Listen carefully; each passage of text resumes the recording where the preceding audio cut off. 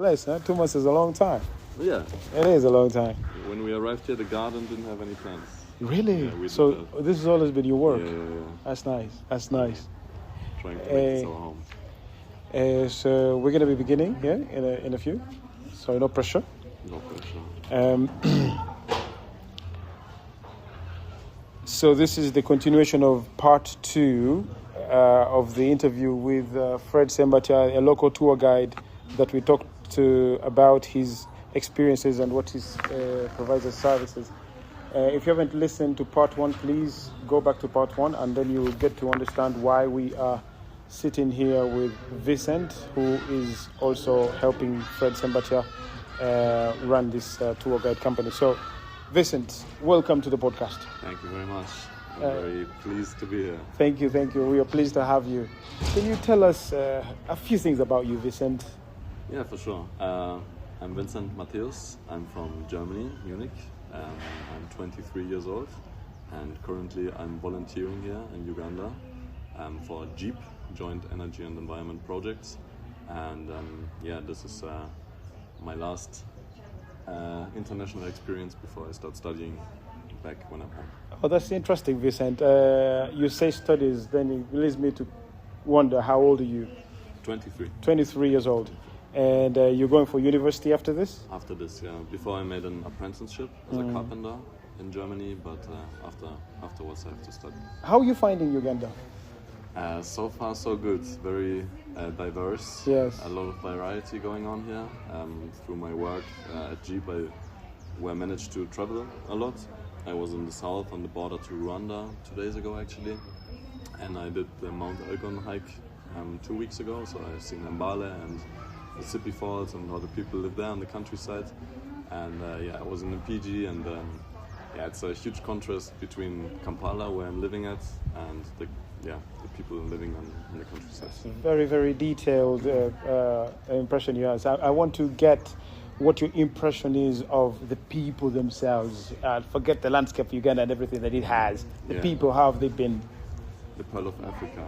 When it comes to the landscape, the people, I would say compared to the European standards, they are very holding back, I think, like not too personal.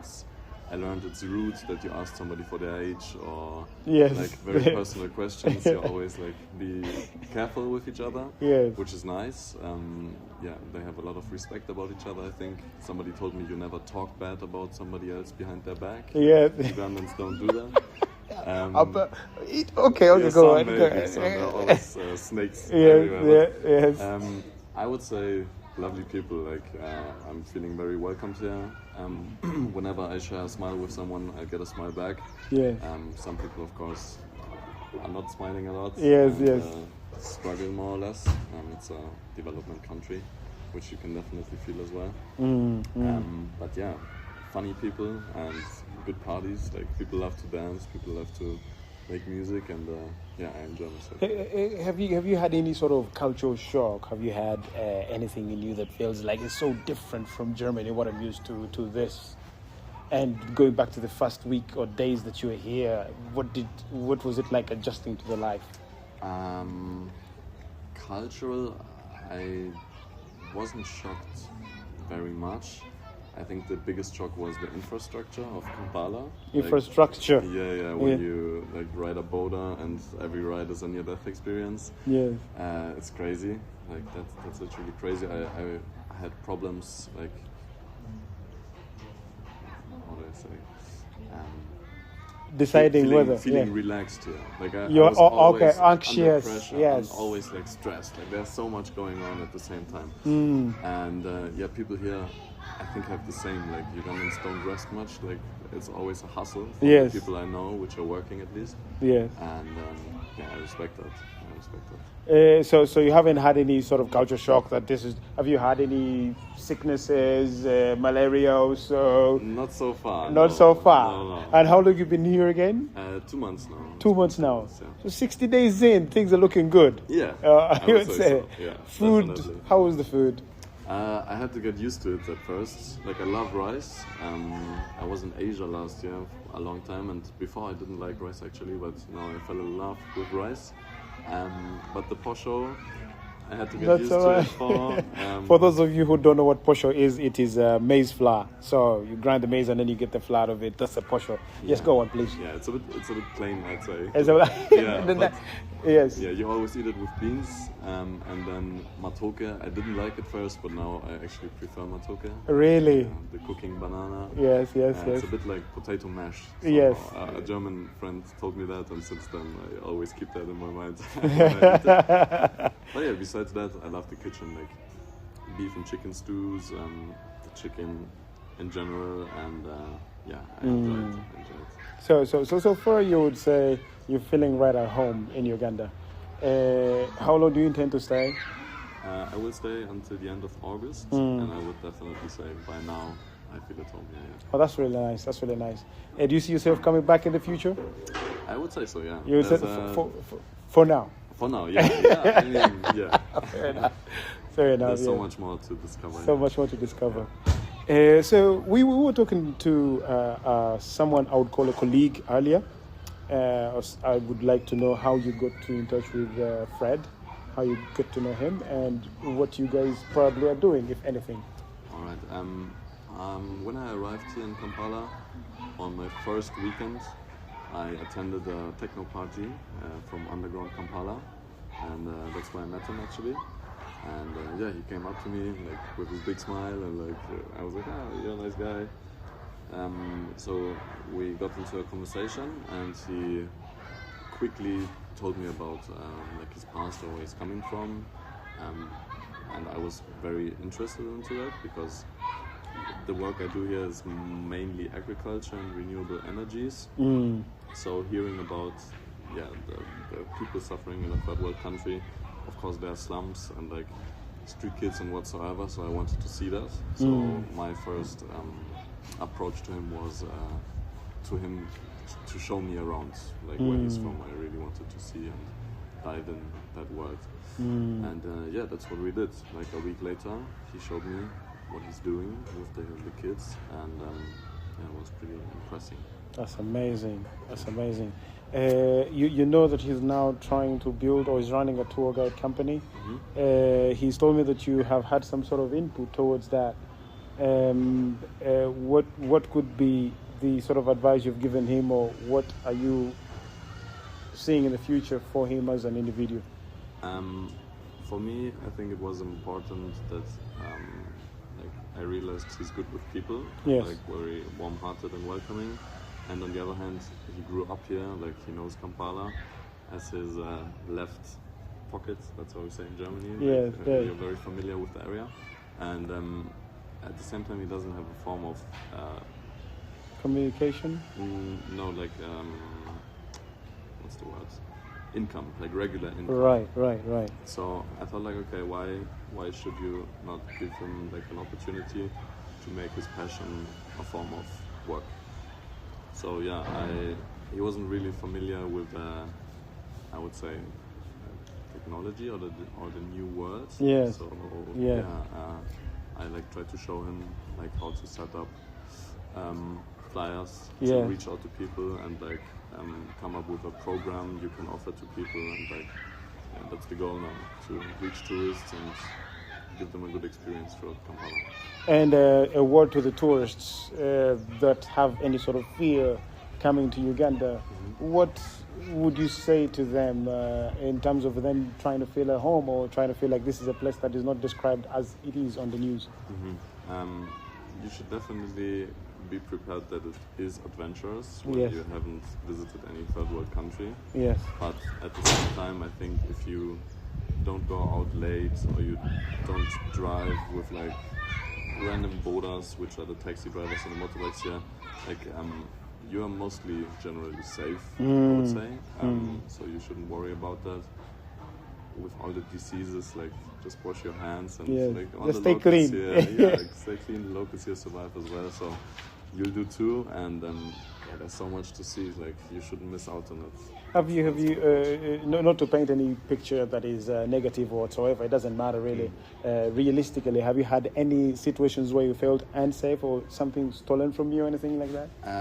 At first I was very careful with my border rides, and like I never brought my phone when I went out, because I've heard a lot of stories that people got like robbed or mugged. Yes, indeed.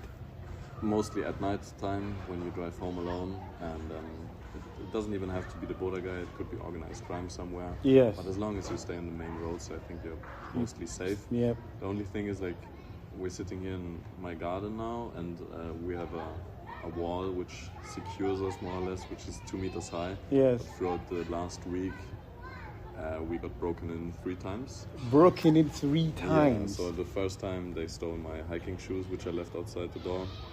And the second time, they tried to steal my neighbor's phone through the open window when he was sleeping. Hold on a second, let us get a picture of this. Yeah. Someone climbed over the wall, exactly, took the hiking shoes that were outside because the door was locked. Yeah.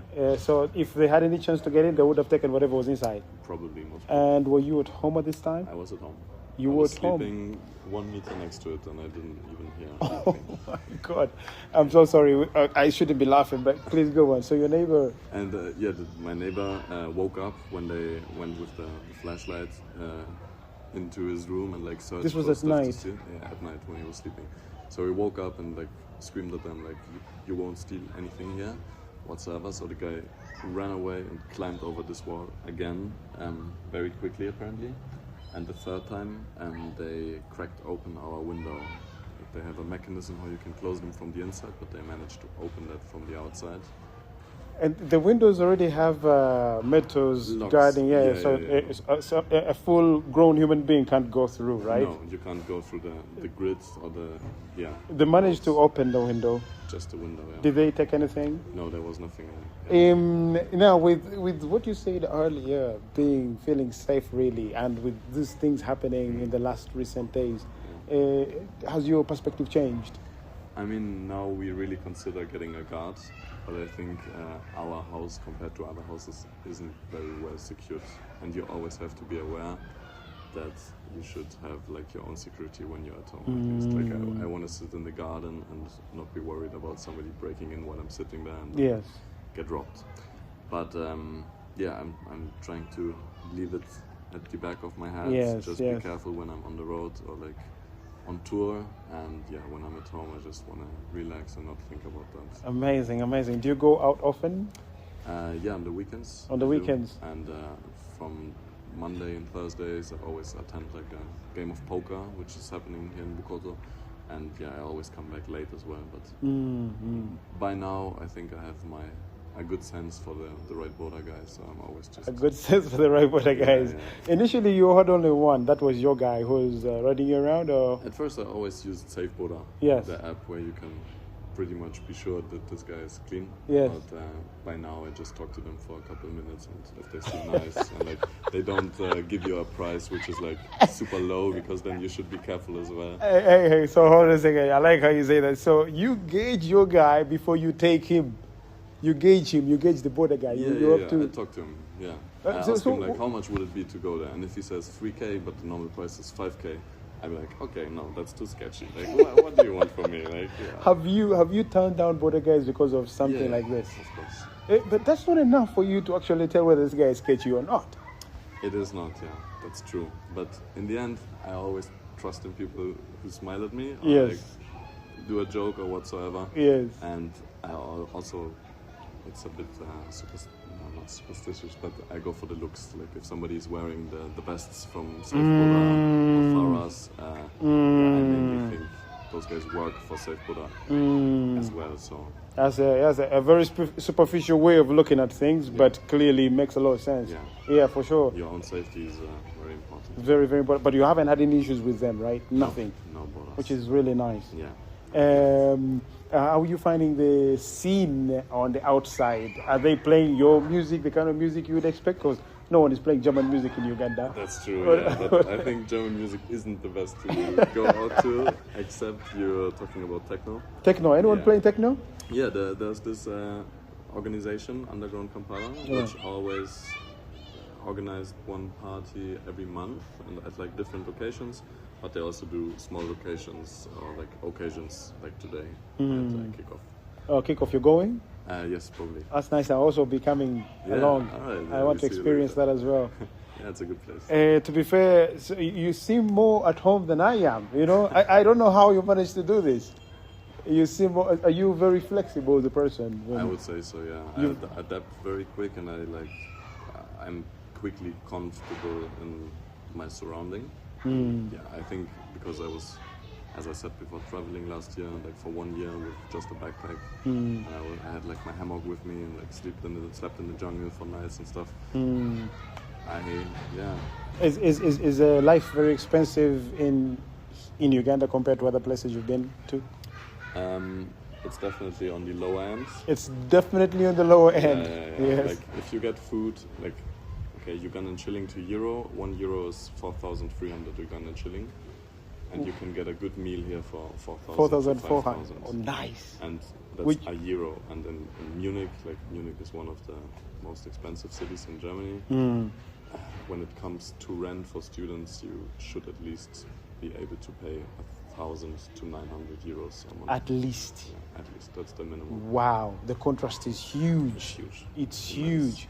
Nice. So when you came down here, did you have a sense of this? Have you not been overcharged? Have you? Because I see so many people trying to take advantage of what they call a muzungu. You know what muzungu is? Yeah, of course. We'll talk about that in a minute, but please go on. At the beginning, I accepted the border prices, whatever they told me, and like 10k to €50, okay, should be fine, more or less. Yes. Then I was talking to the other volunteers who were here for more than 6 months already, and they told me, no, bro, for this distance you pay maximum 5. At least, yeah. So I started to overthink things, and like, of course, now after 2 months, I know better. So, but initially you were getting overcharged for things like that, yeah, right? Definitely. I mean, people who are open, they just tell me like, you're Muzungu, you are able to pay more, why don't you do it? 2k won't kill you. And I'm like, you're right, actually, like, it does. And as long as you bring me home safe, yes, give you the that's the most important thing. Yeah. That's the most important thing. And so they say you're Muzungu. If I was to turn that, I would say, for example, in Europe, first of all, what does the word Muzungu mean in your own understanding? I looked it up. It's like, initially it was a traveler, like female or male, like somebody who's on the travel with a backpack or whatsoever. And then it got more and more used for white skin, or like, foreigners, I think, in general, not even white. Yes. Yeah, some people think I'm Chinese on the countryside. You're joking. You're joking. They're always like, you're from China. For the listeners, if you see the thumbnail, it doesn't look anything Chinese. Nothing close to Chinese. But so, is anyone here mistook you for Chinese? Anyone? Yeah, on the countryside, not on the countryside. People here so, because they used to Chinese people doing work over there. Exactly. It makes sense. Yeah. So, the understanding is Muzungu is not really traveler, but someone who's apparently white, right? But not in a derogatory way. I don't think they mean it in a bad way or racist way. It's a nice way. They are always happy when they say this word, I believe. But when I flip it on the other side, for example, and I say to myself, I'm in Germany, in Munich, and someone is saying, you black guy, I'll be taking offense from that. And this is why I put the question to you. Have you not taken offense from this? You're definitely being put on the spot when like 10 people start screaming Muzungu and they are not even interested in your name or whatsoever. They just see you as the white person you are, and that's what makes you so special. But on the other hand, I can understand it. Yes. It's just something you want to scream out. Like if you see someone like this, like it's like a ghost walking by for the people on the countryside who's never seen someone like that. Yes. But I don't take it offensive. That's nice. That's really nice. I thought about it 2 times. Like, is it meant offensive? Maybe did you questioned yourself, right? Yeah, maybe people have pre-assumptions coming with it when they say that word, but I don't take it offensive. Are you finding that more kids, the kids who are saying this to you and saying it shouting and pretty excited. Have you had so many kids come to you, surround you, or things like that? That's the thing with Ugandans again, like they're not piercing your personal space. Like no one just walks up to you and like starts touching you. They're a bit more careful. But as soon as you like welcoming to a dog, like you kneel down and you give them your hand, everyone is gonna be there. Okay, let me have a look. That's really nice. That's really nice. We're in 20 minutes of our interview, which means we are approaching the end. I would like to thank you for your time. Meanwhile, I would also like you to leave a word for all those people who might be interested to come to Uganda, and also leave a word for Ugandans in general. You know, any word, and also encourage them to tune into our podcast, please. All right, yeah, to all the listeners here, wherever you might be from, if you're not from Uganda, you should definitely come by. Nice. Have a look, convince yourself that this place has a lot to offer, and it's very beautiful. The Pearl of Uganda, so far as what I've seen here, is true. Amazing landscapes. Whatsoever, Kampala has a lot to offer. It definitely will and widen your horizon if you come here. So go out of your comfort zone and do it. Don't trust everything they say in the media. Yeah, it's not that bad. Yeah. To all my fellow Ugandans, if I can say. Fellow Ugandans, did you get the Ugandan name yet? No. Not yet. I mean, Vicent is my Ugandan name. Normally I'm Vincent, but everybody here is called Vicent. Indeed, yes. Yeah, I appreciate you. Please always bring me home safe. Please, Ugandans. Don't try to fuck me over. Please, Ugandans. I can see through that. And yeah. Good intuition. Yeah, you get. I don't know. Uganda is teaching you a lot in terms of dealing with people. That's true. That's amazing. That was Vicent, also a friend or partner or someone who worked with or who's helping Fred Sembatia, a local tour guide that we covered in the previous episode. Please go check out that episode if you haven't. And Vicent is here working with Jeep. Yeah. Who's Jeep again? JEEP. Joint Energy and Environment Project. Please, unfortunately, because of time, we weren't able to talk about that. Could you just quickly go over it? What you're doing here? And yeah, it's an NGO. We got sent by the German government, more or less. Like everybody can take part in this program, and it's even Ugandans come to Germany through that program. So if you're interested in visiting Germany over an NGO, you should look it up. And yeah, we just what I do. Like my colleague, for example, he works in a completely different field. But yeah, we provide high efficiency cooking stoves, solar energy. Irrigation systems, whatsoever, like what's innovative. Yeah, we have a folk center here in Kampala, so you can always come by and try out your own ideas, and it's getting funded, and yeah, that's what we do. That's amazing. I see you have also a nice house. How did you get this house? What was the process and procedure? Yeah, that's the thing. Like, because we are getting funded by the German government, we don't actually have to pay for the whole program ourselves. Like 75% of the costs are getting funded by the state, and the other 25% you have to pay by yourself. So technically we just pay 400 euros each month, but we got the flights, we got the rent, yeah, we have to buy our food ourselves and all of that. But yeah, that's how it works. Amazing. So I didn't choose this place, but I'm very happy. You're happy here. And I was overwhelmed. Really? Yeah, I thought about a lot of things, but not something like this. That's nice. Yeah. That's nice. You have Wi-Fi connection in here? Anything? Yeah, but we have to buy ourselves. You have to buy yourselves, yeah? Okay, perfect. So that's what I want to ask you, the infrastructure. What do you think about the infrastructure? Here in Kampala? Yes, in Kampala, yes. Improvable.